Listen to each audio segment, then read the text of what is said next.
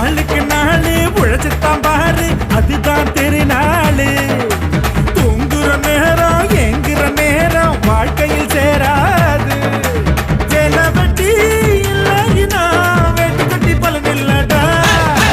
வாய கட்டி வைத்து கட்டி சேர்த்த பணம் உனக்கு இல்லடா